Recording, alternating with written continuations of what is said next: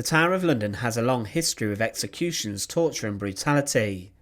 The last person to be executed at the Tower of London was Joseph Jacobs, who was executed during the Second World War as a spy inside a firing range at the Tower.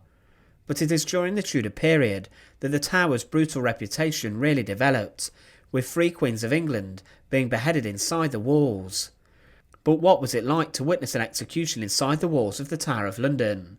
It varied a significant degree, depending on who was being beheaded, but there were a number of customs that were adhered to. Join us today as we look at witnessing a Tudor execution at the Tower of London. And remember, as always, to support our channel, please make sure to subscribe. Most of the prisoners who were held inside the Tower of London, if they were due to be executed, were held only in the Tower and were not executed inside the walls. They would have been transported from their cells on their day of execution to be taken outside the Tower, to be taken either to Tyburn to be hanged, drawn and quartered, Smithfield to be burned, or a short distance away at Tower Hill to be beheaded. Tower Hill was the site where famous Tudor figures such as Thomas Cromwell and Thomas More were beheaded, and they were killed in public on the public beheading spot. But inside the Tower, there was a rule that executions that occurred inside were performed in private. Someone with permission from the King or Queen, who was of such high status, even royal blood, could only be granted a private execution. When we use the phrase private execution too, there are often dozens and if not hundreds of witnesses, but they were spared the thousands of commoners watching them as their head was struck from their shoulders. The first execution inside the Tower was of William Hastings, the first Baron Hastings, whose execution was only witnessed by a few people. During a meeting with Richard III, he was dragged out of a room and was then beheaded in rough fashion on the cobbled pavement within the Tower's walls. But it was during the Tudor period that the executions inside the Tower were most significant, including that of Anne Boleyn's. Anne Boleyn's execution would have been very different to the rest of those who were beheaded inside the walls. Anne was a Queen of England, and the order to kill her after she was found guilty of treason, adultery and incest was incredibly shocking. She was led out of the Queen's house, where she had been imprisoned, and as she approached the scaffold, she was flanked by her ladies-in-waiting and a number of guards. Anne was granted the clemency of a private execution by her husband, King Henry VIII, and she was allowed a French swordsman to perform the bloody job to take her head clean off. But witnessing her execution would have meant a few things. Those who were there to watch inside the Tower were incredibly important and were noble. There were roughly 200 inside to see the proceedings, including Thomas Cromwell, the man who had arranged her downfall and masterminded it.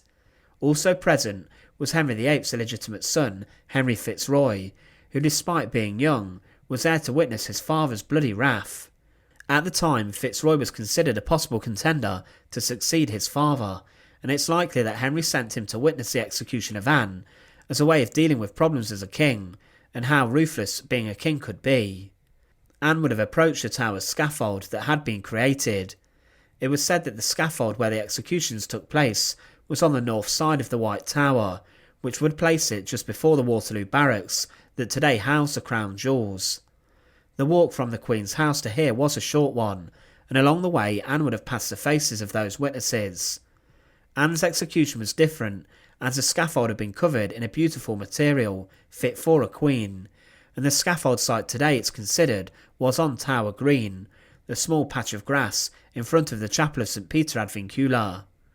As customary, those who were executed were allowed to make a short speech to the witnesses and crowd, and then say their final words to their attendants, including priests. One bizarre custom is that witnessing the execution, you would notice the executioner fall to his knees and beg forgiveness from the person he was about to kill. This was done to relinquish him of his sin of killing legally, and then he was paid handsomely by the person being executed for the job. So not only was someone losing their head, they were also losing a significant amount of cash. Anne's execution was different, as while she was kneeling and a handkerchief was around her eyes, preventing her from seeing what would happen next, the executioner unveiled his sword from his cloak, to a great gasp in the crowd, before he then quickly struck Anne's head clean off. Witnessing Anne's execution would have been incredibly shocking. After the bloody act had happened, Her ladies-in-waiting then gathered her head and corpse and placed it inside a wooden chest before it was carried inside the Tower's chapel. But witnessing this execution would have been different to the other ones carried out inside the Tower of London. But watching the proceedings that sorry day, you would have glanced around and noticed the White Tower overlooking the proceedings, and the walls sheltering the public's prying eyes. Also, it's likely that other prisoners from their cells, such as in the Beauchamp Tower, would have been watching the proceedings.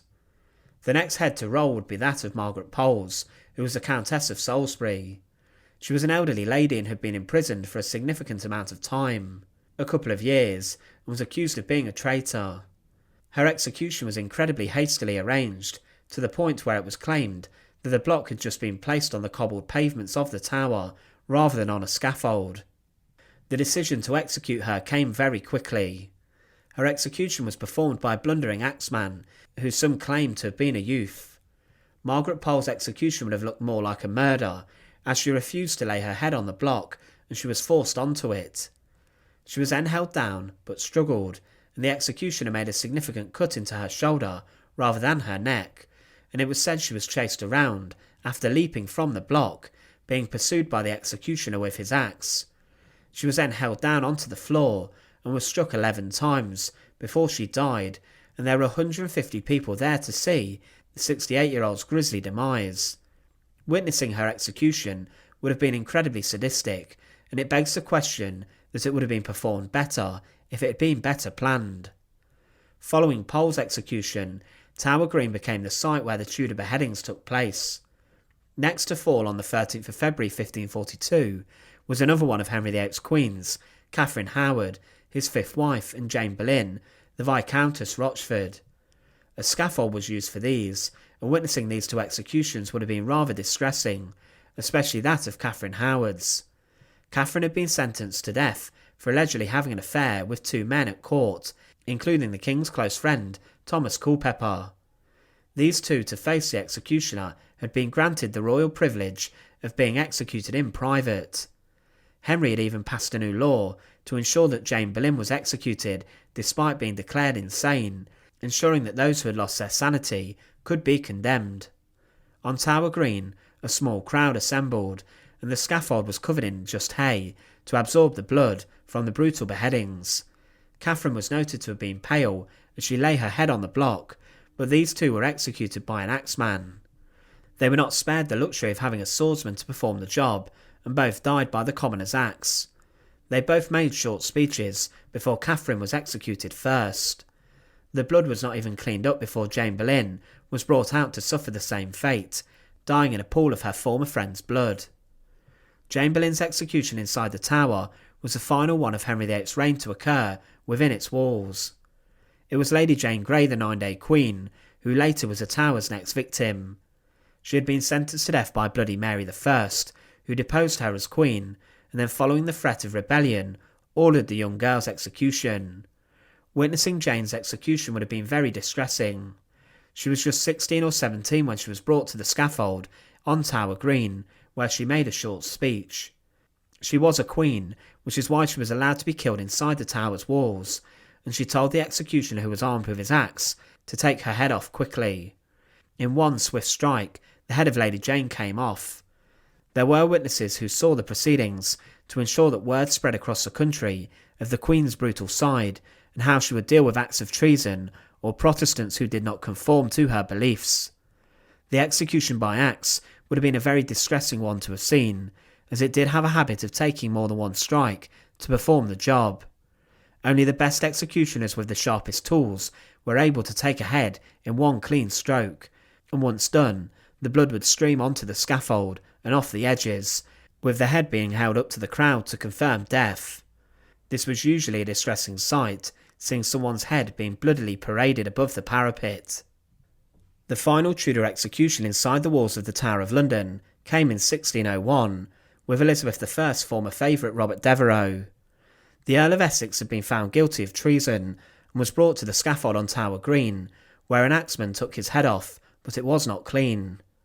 There were 100 people to watch the proceedings, and it took 3 strikes of the axe to separate his head from his body. But witnessing the executions in the tower was often a privilege and also a necessity. The Crown would want people seeing that justice in their eyes was being administered, and at times the local public were allowed to come and witness the proceedings. It would have been incredibly harrowing to have seen, but to people during the Tudor period, the art of execution was seen as almost entertainment and as sport. The Tower of London granted a degree of privacy for those of royal blood or high nobility who had crossed the crown. It was beheadings that made the Tower notorious during the Tudor period, many of which were performed poorly. If they were performed that badly, sometimes the crowd would turn into an angry mob against the executioner, who would become a target and was criticised for his work. Going to the Tower of London to witness an execution usually required an invitation, but what cannot be disputed is the status of those who were executed during the Tudor period. Queens were amongst the victims, and to see the deaths of these would have been incredibly shocking. The fact people flocked to see executions all up until the 1800s is also disturbing, and seems a rather foreign concept to us in modern times. The executions at the Tower of London followed a similar pattern during the Tudor period. There were beheadings taking place on Tower Green or the area nearby, performed by an axe or swordsman. They were also granted privacy, despite the hundreds of people who were invited into the inner sanctum to watch the will of the monarchy. But each one would be disturbing to have seen, and it remained a site of execution even up to the Second World War. Thanks for watching. To support our channel, please make sure to subscribe, and once again, thank you so much for watching.